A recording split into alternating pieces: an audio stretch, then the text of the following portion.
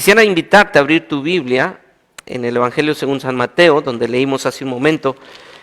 Y vamos a leer el capítulo 10, los versículos del 26 al 33. Evangelio según San Mateo, capítulo 10, versículos del 26 al 33.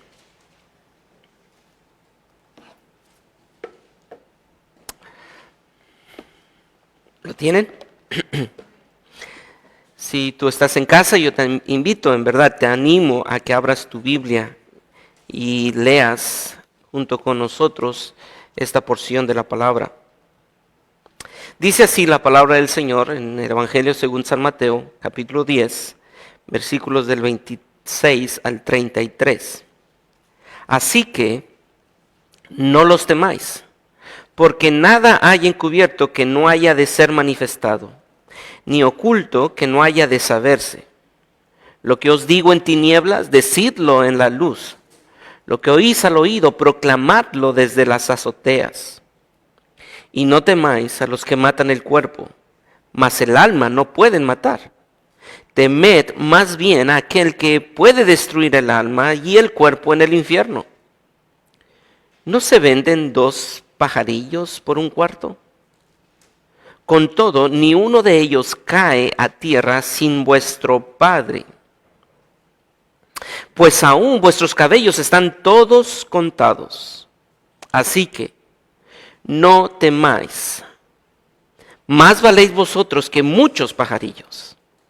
A cualquiera, pues, que me confiese delante de los hombres, yo también le confesaré delante de mi Padre que está en los cielos. Y a cualquiera que me niegue delante de los hombres, yo también le negaré delante de mi Padre que está en los cielos. Oremos. Padre, qué estimulante ha sido el tiempo de adoración, el cantar, el orar tu palabra, el reconocer que si alguno ha pecado, abogado tiene para con el Padre, a Jesucristo el justo. Gracias por guiarnos a través de la adoración y pensar en que en los momentos de dificultad podemos confiar en tu providencia porque tú nos sostienes. Pero también tu palabra nos revela que no solamente es lo que decimos, sino cómo vivimos lo que confiesa que nosotros te hemos dado a ti el señorío de nuestra vida.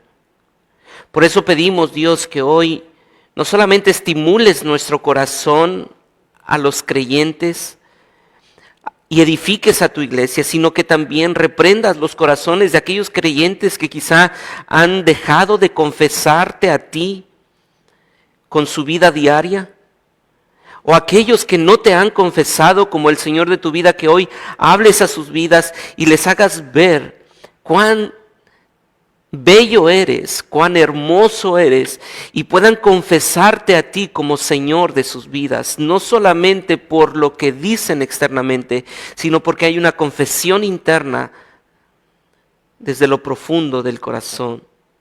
Así que Dios, habla tú, háblanos para entender que podemos confiar en tu mano providente, porque tú eres un Padre tierno y un Dios justo.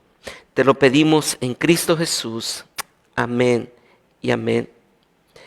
Quisiera que tú pensaras por un momento, ¿qué harías tú si en este momento, después de salir de estas instalaciones, alguien te tomara y te diga: tengo bestias salvajes preparadas para ti, o un fuego abrasador a los cuales te voy a echar a menos que renuncies a tu fe? ¿Qué harías tú? Bueno, estas amenazas fueron ciertas para un hombre llamado Policarpo. Policarpo era un discípulo del apóstol Juan y era pastor de una iglesia en Esmirna. Esta iglesia sufrió persecución. A los 86 años, Policarpo fue atrapado. Pero antes de ser atrapado por sus conquistadores y por los romanos, él recibió de parte de Dios una visión que le mostró que él sería muerto en las llamas del fuego. Cuando estos hombres llegaron a buscarle, ellos como perseguidores de él, Policarpo se sentó y les hizo pasar a su casa y les preparó alimentos. Cuando ellos vieron la actitud de Policarpo, intentaron rogarle diciéndole: Policarpo, renuncia a tu fe, tú no eres quien para ser matado de esa forma y ser asesinado así. No, Policarpo, renuncia a tu fe. Mientras iba de camino a Esmirna, a Roma, intentaron sus perseguidores convencerle de renunciar a su fe. Y él contestó: por 86 años he servido a mi Señor, Cristo Jesús, y nunca me ha hecho ningún daño. ¿Cómo puedo yo negar a mi Rey, quien hasta ahora me ha preservado de toda maldad y tan fielmente me ha redimido? ¿Cómo puedo yo renunciar a Él? A lo que los romanos le dijeron: Policarpo, si tú no renuncias, las bestias salvajes están delante de ti y te vamos a echar a ellas, a menos que te conviertas. Y Policarpo, con esa entereza, dijo: que vengan, porque mi propósito es inmutable. No puedo ser convertido o pervertido de lo bueno a lo malo por la aflicción. No puedo ser convertido o pervertido de lo bueno a lo malo por la aflicción. Y el romano quiso intensificar su amenaza y le dijo: si no te arrepientes y te burlas de esas bestias salvajes, yo mismo te pondré en el fuego para que te quemes. Y una vez más Policarpo le dijo: me amenazas con el fuego, el cual tal vez arderá por una hora y se apagará. Entonces, ¿por qué demoras? Dame a las bestias salvajes o el fuego al que tú quieras, pero ninguno de ellos podrá moverme a renunciar a Cristo, mi Señor y mi Salvador. Así que dieron órdenes para tomar a Policarpo y meterlo al fuego. Sus verdugos le iban a clavar para que no se escapara del fuego al sentir que se quemaba. Y Policarpo les dijo: no tienen que hacerlo. Yo pongo allí mi vida. No lo hagan. Aquel que me dará fuerzas para aguantar los dolores del fuego, será el mismo que me fortalecerá para quedarme en el fuego. Y es impresionante ver la historia y la oración final de Policarpo. Pero cuando a él lo ponen en esas llamas de fuego ardiente, las llamas de fuego no le hicieron daño. Y los romanos tuvieron que incrustarle una espada para que su sangre comenzara a ser derramada. Y esa misma sangre apagó las llamas de fuego que le quemaban. Y sí, Policarpo murió ese día, aproximadamente en el año 115 después de Cristo. Porque Policarpo estaba plenamente convencido que en cualquier persecución, en medio de cualquier persecución, frente a cualquier hombre poderoso, frente a cualquier emperador, frente a cualquier rey, había una mano providente que le cuidaba. Y esa mano providente era de un Padre amoroso. Y podía descansar en su providencia aun cuando las circunstancias no ameritaban descansar, sino mortificarse, mantenerse ansioso. Y mi querido creyente que estás aquí, tú también puedes confiar en la mano providente de un Dios amoroso en cualquier circunstancia, aun cuando las circunstancias no ameriten confiar en Él. Y a lo largo de estos minutos quisiera proponerte que tú y yo aprendiéramos esta verdad, porque tienes un tierno Padre que cuida de ti, descansa en sus manos providentes. porque tienes un tierno Padre que cuida de ti, descansa en sus manos providentes. Policarpo descansó en esas manos. No importa lo que me puedas hacer, hay alguien que cuida de mí, y el cuidado que Él tiene de mí es mucho más grande que solamente mi vida terrenal. Él cuida de mí en la eternidad y descanso en Él. Y mi querido creyente que estás aquí, recuerda eso, porque tú tienes un tierno Padre que cuida de ti. Descansa en sus manos providentes. Y surge una pregunta.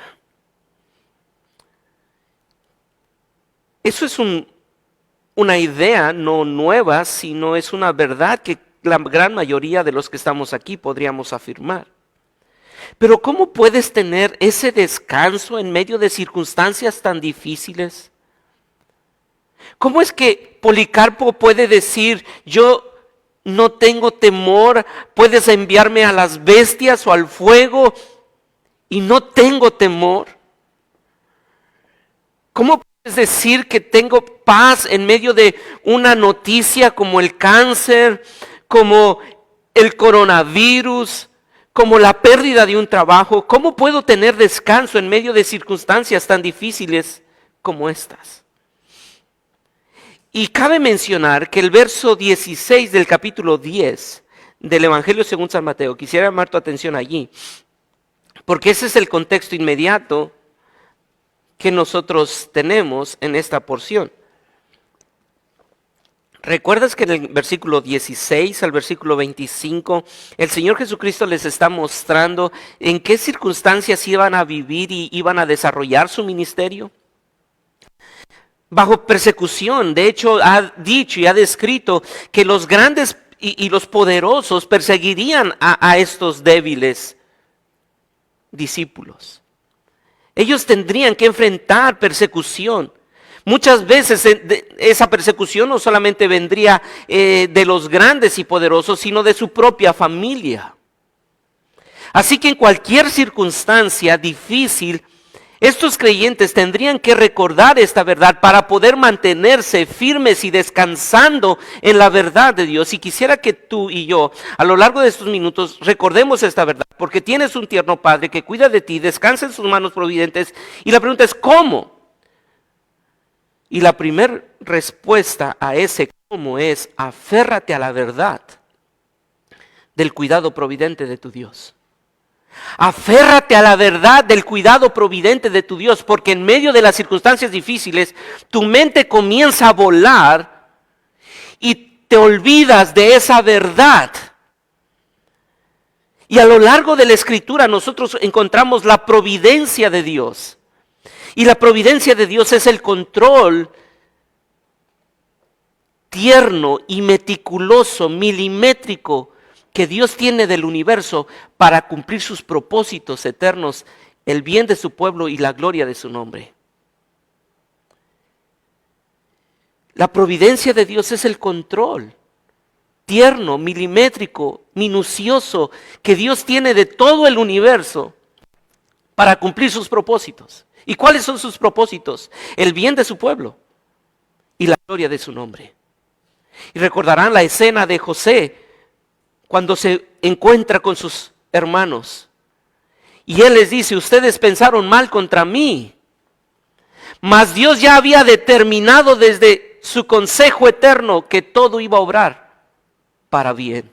Eso es la providencia de Dios. Y en los versículos 26 al 33 vamos a encontrar cómo Dios a través de el Espíritu guía a Mateo a escribir, y son las palabras del Señor Jesucristo. Vamos a encontrar un escenario donde Dios muestra su providencia, pero también nos va a mostrar un ejemplo, una ilustración de su providencia. Veamos versículos 26 y 27. Versículos 26 y 27 nos muestra que estos hombres que están siendo enviados les están encomendando un mensaje. El versículo 26 dice, así que no les temáis, porque no hay nada encubierto que no haya de ser manifestado, ni oculto que no haya de saberse. Y pareciera ser que la gran mayoría de los comentaristas habla de este verso como el cumplimiento de un evento futuro escatológico. De algún día, lo que estaba en oculto se va a saber y todo lo que estaba encubierto algún día será manifestado.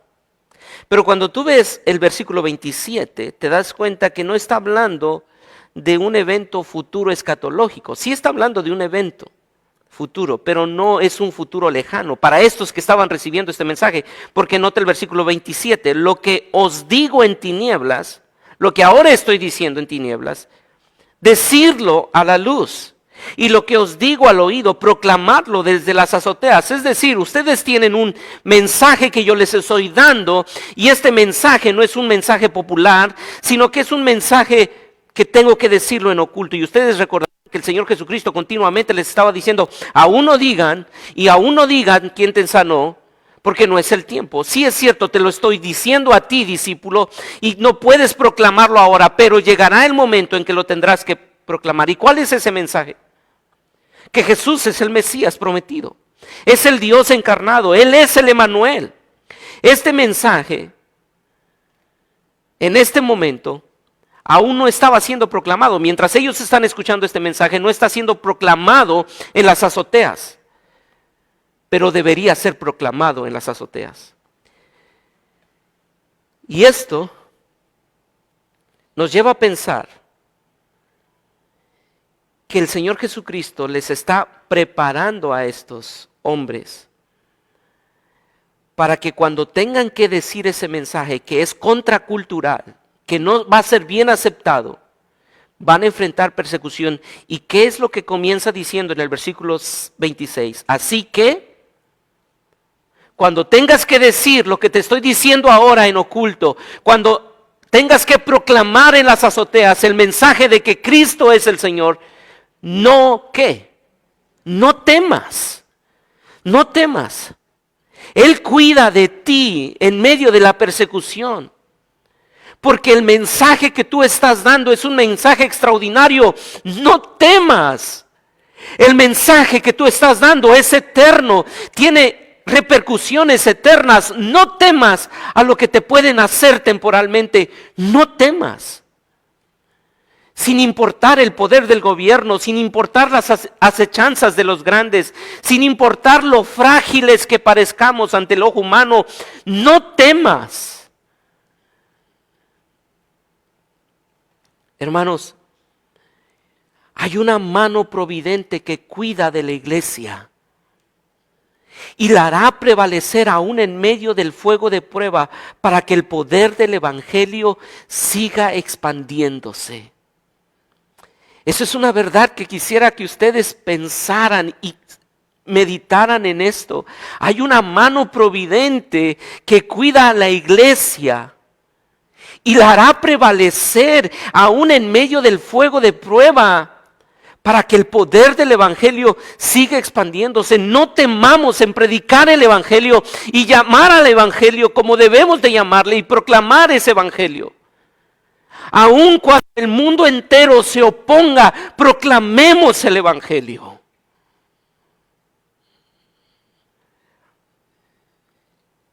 Y déjenme aplicar esto. No temamos al proclamar el evangelio, pero no temamos tampoco al vivir el evangelio. No temamos en llamar al pecado como pecado. Aun cuando las grandes mentes y los sabios de este mundo lo llamen de otra forma. No temamos en contradecir a las grandes mentes de tu materia cuando están contradiciendo lo que Dios dice en su palabra. No importa quién sea, si él está yendo en contra de lo que Dios dice, no temas en decir, eso no es lo que Dios dice. No temas en decir que lo único que produce paz es Cristo. No son en cambio de políticas, es Cristo el único que trae paz. No temas en decir que el pecado no será quitado de este mundo. La corrupción no será quitada de México, a menos que Cristo sea el Rey de México. Pero eso no sucederá. No temas en proclamar que el soberano de este mundo es el Dios eterno. No temas tú, mi hermano, que has decidido dejar una vida llena de pecado. Y ahora te ves débil porque quizá has perdido lo que el mundo llama poder. No temas. No temas. Tú ahora tienes un mensaje eterno que proclamar y no importa cuán frágil parezcas. Tu fortaleza no está en este mundo, sino en el nombre glorioso que proclamamos, Jesucristo. Jesucristo. Él cuida de ti de forma providente porque Él es soberano. Eso no quiere decir, déjame decirte esto, eso no quiere decir que Él te prometa que no pasarás por el fuego de prueba. Jamás tú vas a encontrar en las Escrituras que Dios te promete que no pasarás por prueba. No. Lo que Él dice es que no habrá nada que pase en tu vida sin que Él lo haya determinado para cumplir sus propósitos. ¿Recuerdas los dos propósitos de su providencia? El bien de su pueblo y la gloria de su nombre. Si Él ha determinado que pases por el horno de prueba, es para el bien de su pueblo y la gloria de su nombre. Eso es lo que Él te promete, porque sabemos que a los que aman a Dios, todas las cosas les ayudan a bien. Y el bien es el bien de su pueblo y la gloria de su nombre. Pero vayamos al verso 28 al 30. Y no temáis, viene el segundo llamado del Señor Jesucristo a estos discípulos y les dice, y no temáis. Y no temáis a los que matan el cuerpo, mas el alma no pueden matar. Temed más bien a aquel que puede destruir el alma y el cuerpo en el infierno. No se venden dos pajarillos por un cuarto. Con todo, ni uno de ellos cae a tierra sin vuestro Padre. Pues aún vuestros cabellos están todos contados.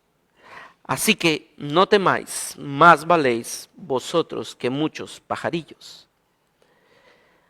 Dijimos que esta providencia de la que estamos hablando, una verdad a la que debemos de aferrarnos, aférrate a la verdad del cuidado providente de Dios, lo encontramos aquí en una circunstancia. Cuando estés proclamando, confía en la mano providente. Pero nos va a dar dos ilustraciones para mostrarnos cómo Él cuida de su pueblo.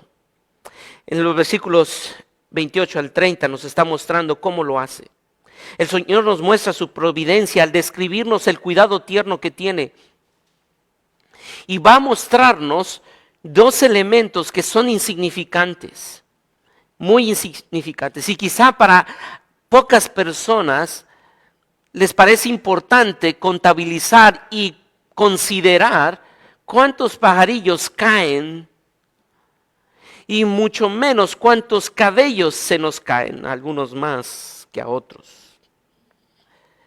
Los pajarillos, entonces, se consideran insignificantes en comparación a otras cosas que pudiéramos poner a la mesa.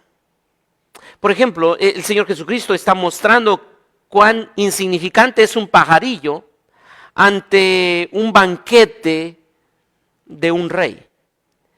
¿Tú crees que el rey está pensando, ay, cuántos pajarillos se han caído, pobrecitos pajaritos, cuando él tiene un banquete continuo en su mesa?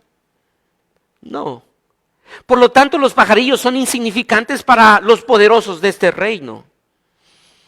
Sin embargo, cada uno de esos pajarillos es importante para Dios.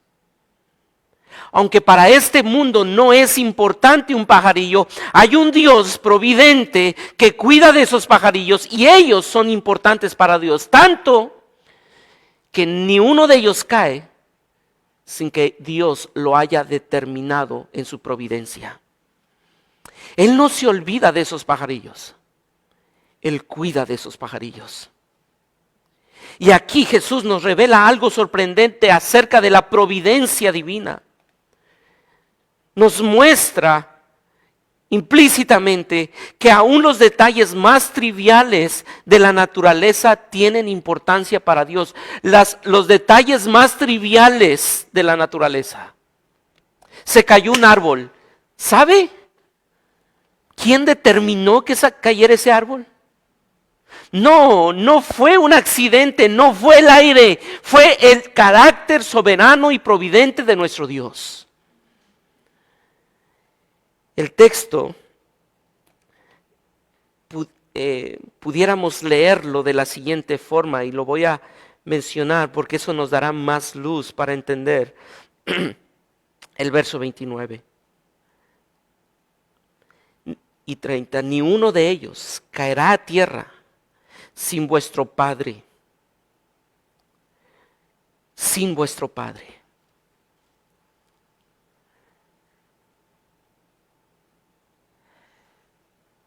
Hermanos,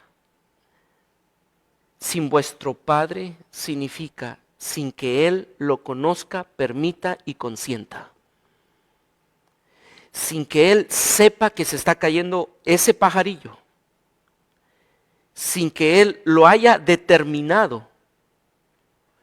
Y sin que Él haya dicho, es tiempo que se caiga. Pero esta providencia entonces no es una providencia permisiva, pasiva.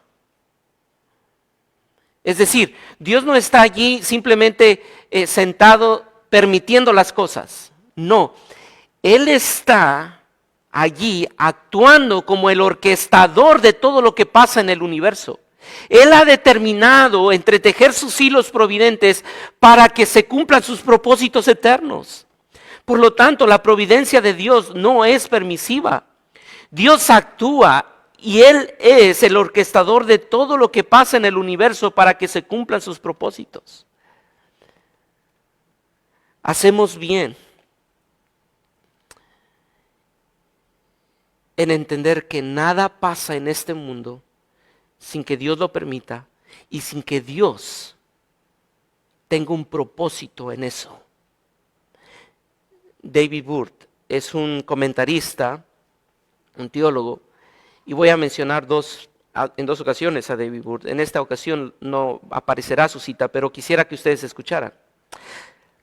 Hacemos bien, pues, en entender que ninguna criatura muere sin que Dios lo permita. Pero también que ninguna muere sin que, de alguna manera, Dios lo quiera y lo determine. Es decir, sin que su muerte caiga dentro de la voluntad divina.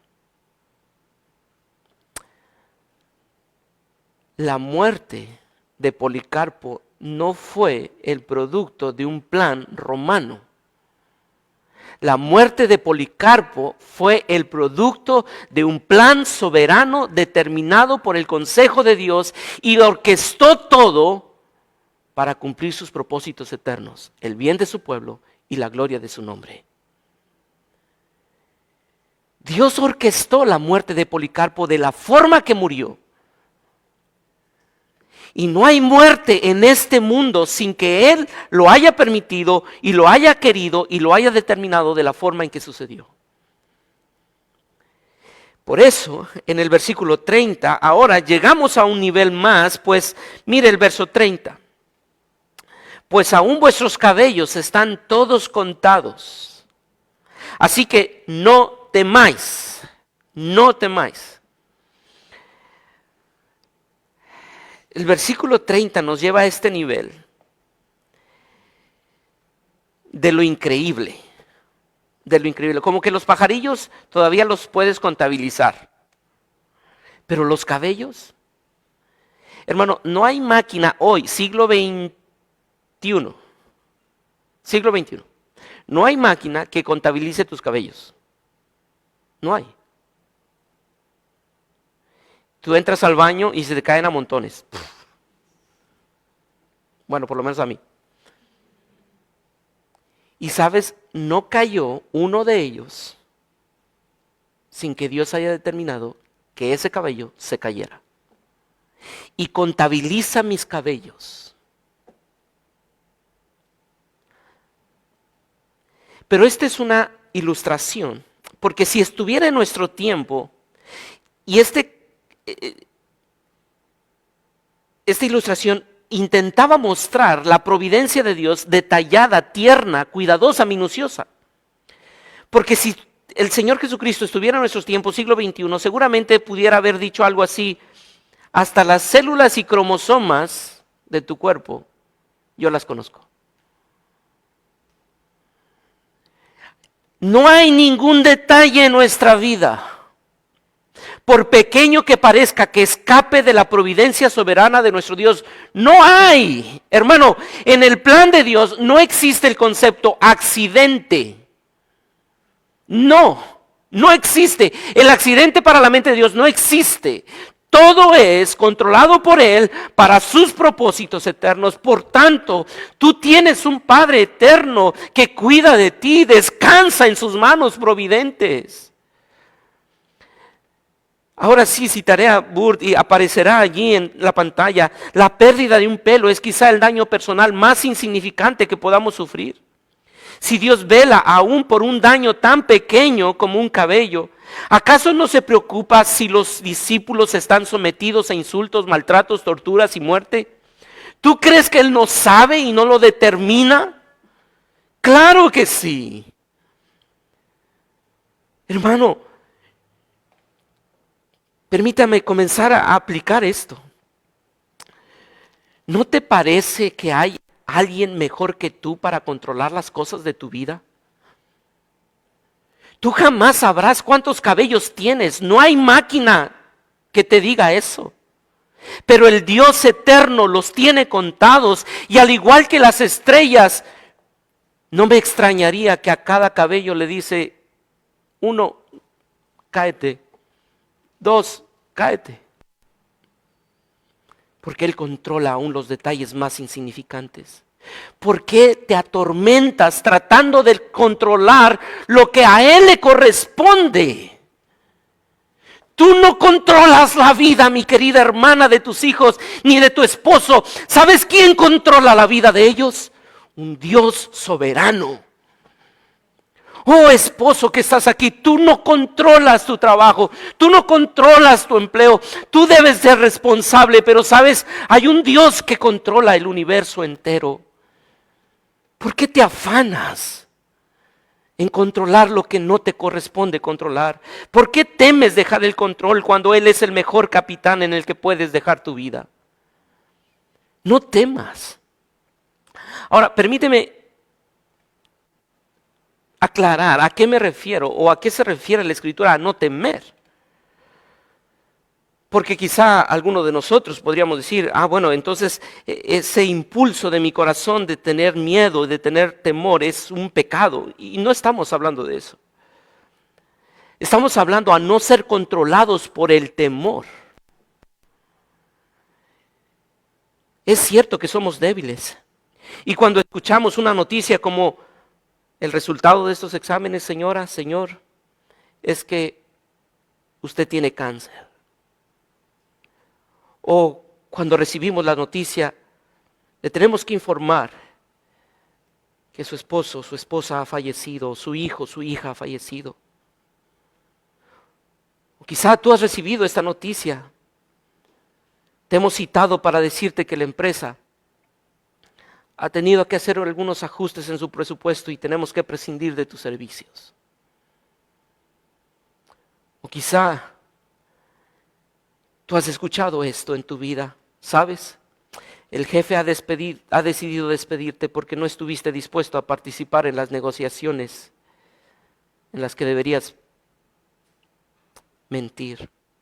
En ese momento, cuando escuchas esa noticia, a la puerta de tu vida llega el temor y toca y sientes que tu corazón comienza a afligirse. Pero mi hermano y hermana, quiero decirte que eso nos refleja que somos débiles, pero que en Él está nuestra fortaleza.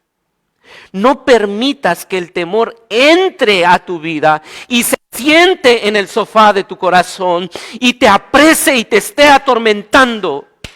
Descansa, mi hermano, la mano providente de Dios. No hay accidentes, no hay despidos insignificantes, no hay cáncer que no esté controlado por Dios.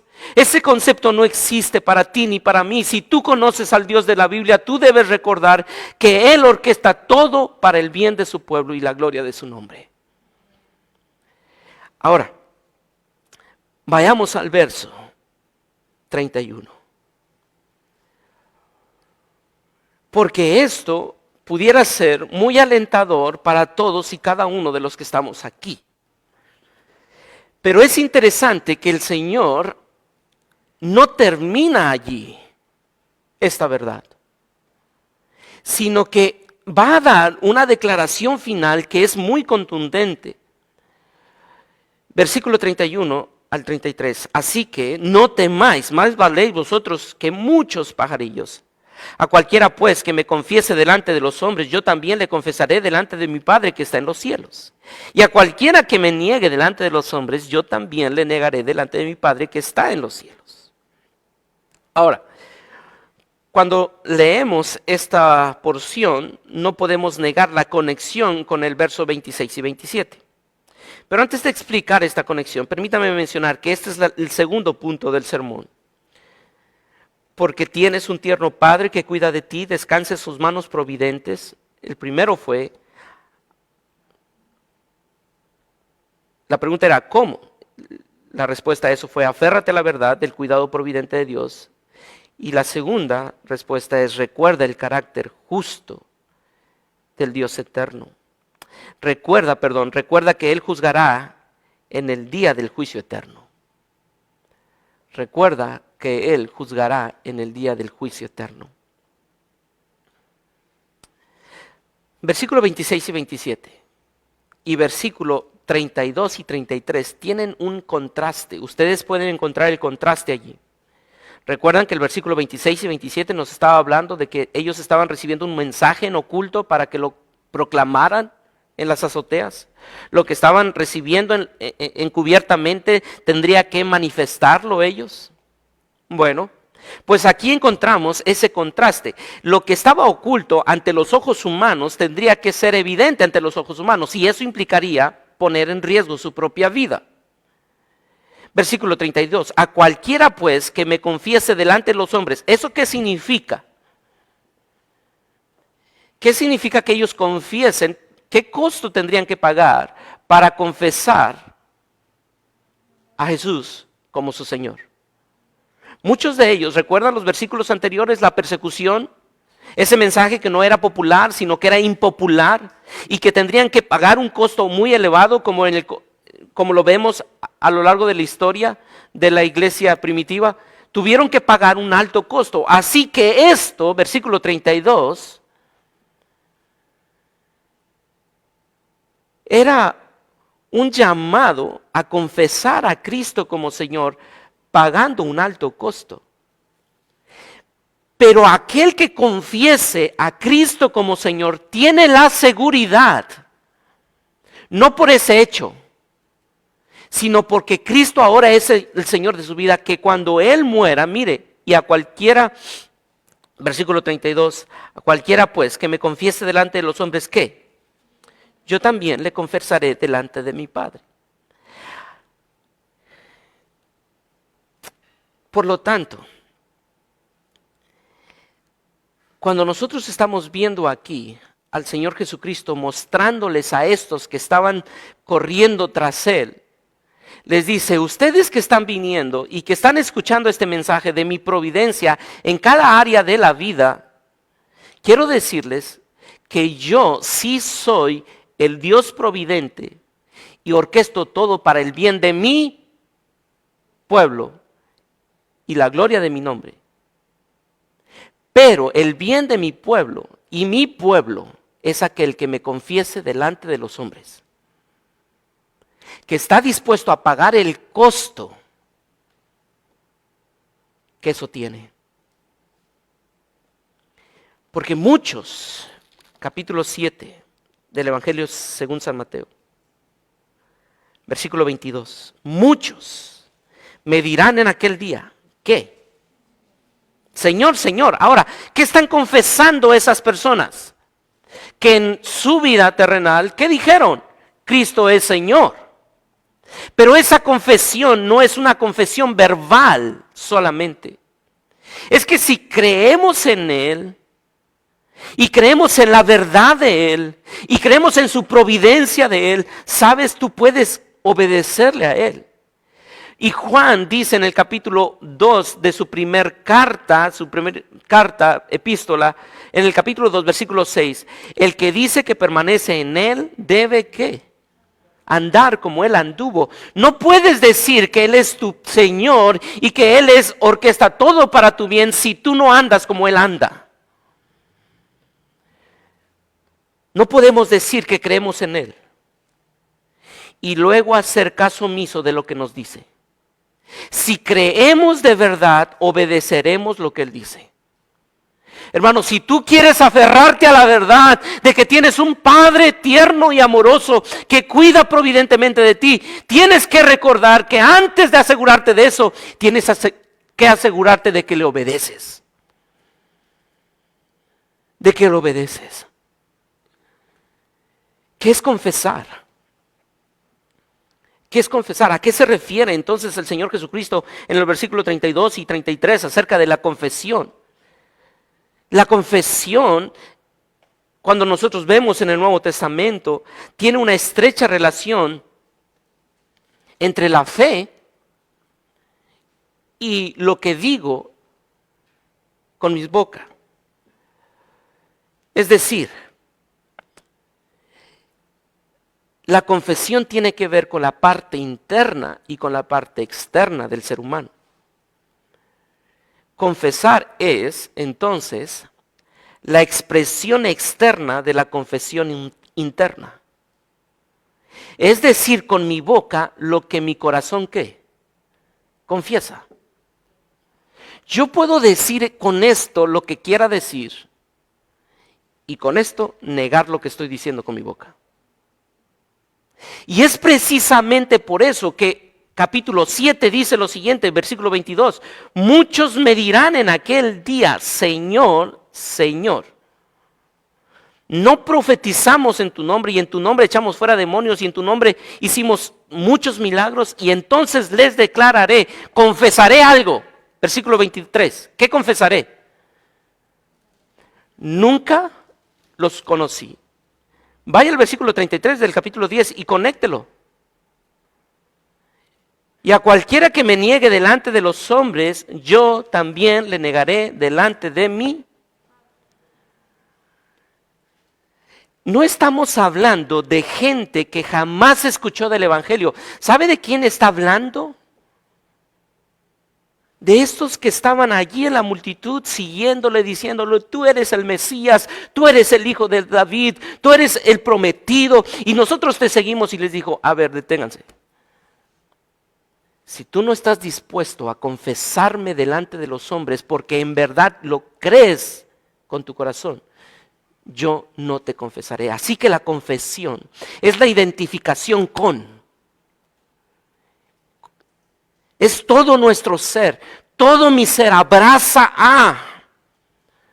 Romanos capítulo 10, versículo 9 y 10 dice que si confesares con tu boca que Jesús es el Señor y creyeres en muchos lo dividen, muchos dividen, mira, ya confesó, entonces por ende cree. No, es uno solo, uno solo. Si tú confiesas es porque hay una realidad interna, pero puedes confesar sin que haya esa realidad interna.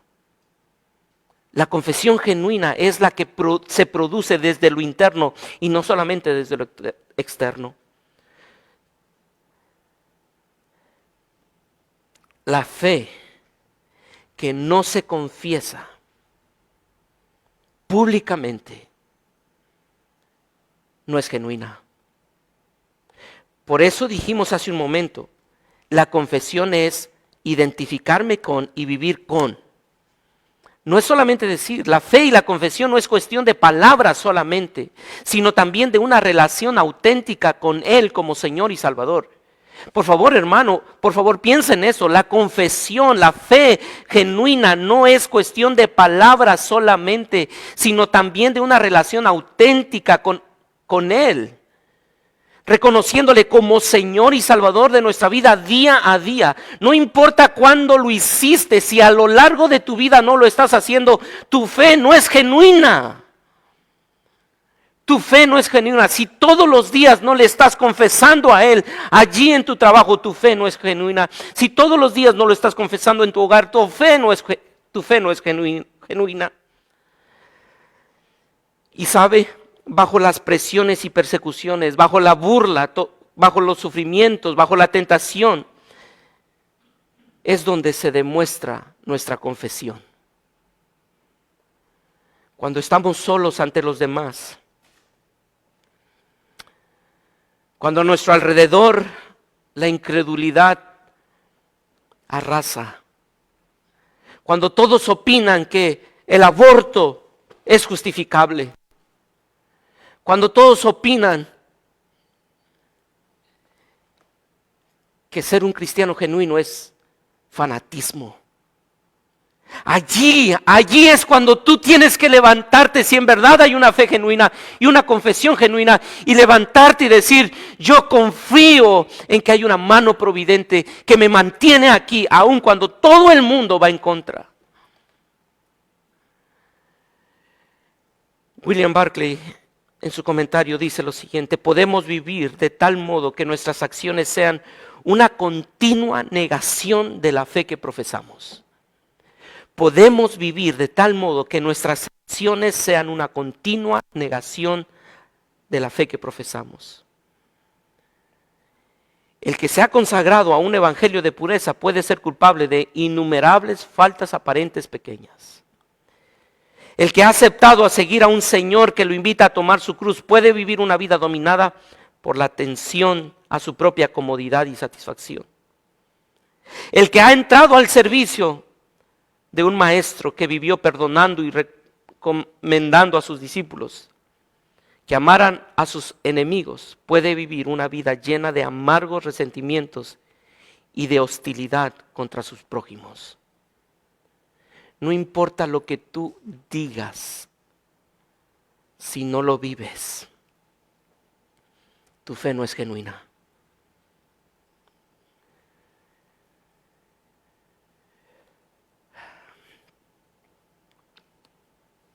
Nuestra negación del Señor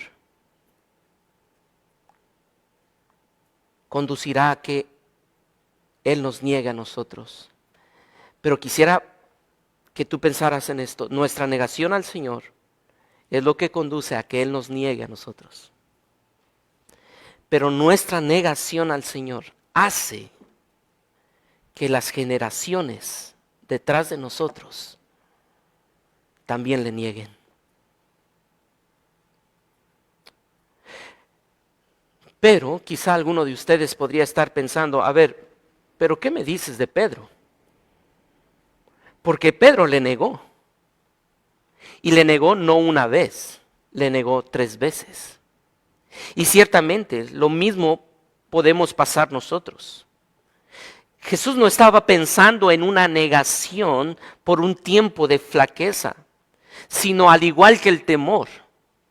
Cuando nuestra negación nos controla, nuestro rechazo y nuestra continua apatía hacia la fe y a la confesión genuina nos controla. ¿Sabe? Muchas veces tú y yo hemos cometido el pecado de negarle. Y el pecado no es ese solamente. El pecado que el Señor se refiere aquí es que persistas en negarle. Tú puedes en algún momento caer y decir, no estoy glorificando a Dios, le estoy negando. En vez de amar a mi esposa, amar a mi enemigo, en vez de amar a las personas que tengo que amar, en vez de estar buscando el bien del reino, estoy buscando mi comodidad. Y allí puedes confesar tu pecado, y como escuchábamos en la oración, si alguno hubiere pecado, abogado tiene para con el Padre. El problema es que nos estamos acostumbrando a negar a Jesús. Y solamente estamos acostumbrados a decir de Jesús.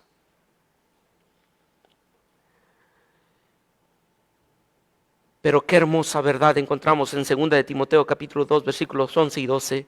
Si morimos con Él, también viviremos con Él. Si perseveraremos, también reinaremos con Él. Si le negaremos, Él también nos negará. Pero si morimos con Él, también viviremos con Él.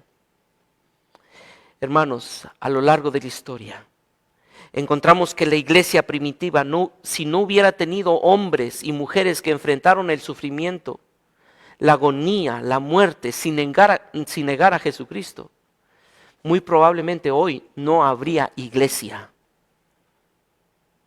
Pero por esos hombres como Policarpo, la iglesia de nuestros días está fundada en la lealtad inquebrantable de quienes se aferraron a Cristo como su Señor y como su Salvador. Hermanos, este pasaje de Mateo capítulo 10, versículo 26 al 33, puede ser el sustento de tu confianza o puede ser el dedo que te condena. Este pasaje puede ser el sustento de tu confianza o el dedo que te condena. ¿Cómo podrías saberlo? En el momento de la prueba. Los hombres y las mujeres demostramos lo que creemos en los momentos de la adversidad. Cuando la calma nos acompaña, podremos decir lo que queremos. Claro, Cristo es el Señor de mi vida. Yo lo pongo a Él primero. Pero a los ojos justos y perfectos del Dios eterno, la autenticidad de nuestra fe se manifiesta en los momentos de la adversidad y persecución. Ahora, no esperes autentificar tu fe hasta que llegue la persecución como la que llegó a Policarpo. Porque tú podrías decir, bueno, yo no tengo esas persecuciones, entonces yo estoy convencido de que sí soy creyente, ¿y quién puede decirme que no lo soy? Bueno, no esperes autentificar tu fe en las pruebas extraordinarias, sino las autentificas en las pruebas ordinarias. Si tú no estás aprendiendo a poner a Cristo como el Señor de tu vida allí en tu hogar, allí en tu vecindario, si tú no estás aprendiendo a someterte a su señorío en las cosas más insignificantes, no esperes hacerlo en el momento de la prueba extraordinaria. Hermano, aprende a pasar y a recordar que en esas pruebas ordinarias, insignificantes, que parecieran ser triviales, allí es donde Dios quiere que tú aprendas. Joven que estás aquí, no esperes ser un hombre de fe, ese gigante de fe, si no aprendes a obedecer a tus padres. Aprende a lo más básico. No esperes, esposo, ser un hombre de fe, un líder en el hogar, si no aprendes a tener un devocional con tu familia. Oh mujer, no esperes ser una mujer piadosa si no aprendes a amar y someterte a tu esposo. Tu fe es autentificada en esas cosas más insignificantes, para que el día de esa prueba extraordinaria, en verdad, tú puedas confesar y decir, Cristo es mi Señor. Mi querido hermano, el día de hoy la palabra nos ha mostrado la verdad, que tienes un tierno Padre providente, pero a la vez tienes un Padre justo. Y si tú tienes ese Padre providente, recuerda que Él cuida de ti y puedes descansar en sus manos providentes. Pero quizá tú estás hoy aquí y no sabes si Él es tu Padre. Hoy te invito, ven a Cristo. Él quiere ser tu Señor y encontrarás sentido aún en la adversidad más profunda y cruel. Porque hay un Padre que cuida tierna y providentemente a cada uno de sus hijos. Porque tienes un tierno Padre que cuida de ti. Descansa en sus manos providentes. Oremos. Padre, te damos gracias por la oportunidad que nos das de meditar en tu palabra y de ver este pasaje. Rogamos, Dios, que tú nos ayudes a recordar que tu providencia está en control de todo y que nosotros vamos a pasar por pruebas para precisamente dar evidencia de que tú eres nuestro Padre. Ayúdanos a hacerlo con una vida de piedad en las cosas más ordinarias. Y confío en que tu Espíritu Santo hable y selle lo que tú nos has dicho para gloria tuya en Cristo Jesús. Amén y amén. Cantemos.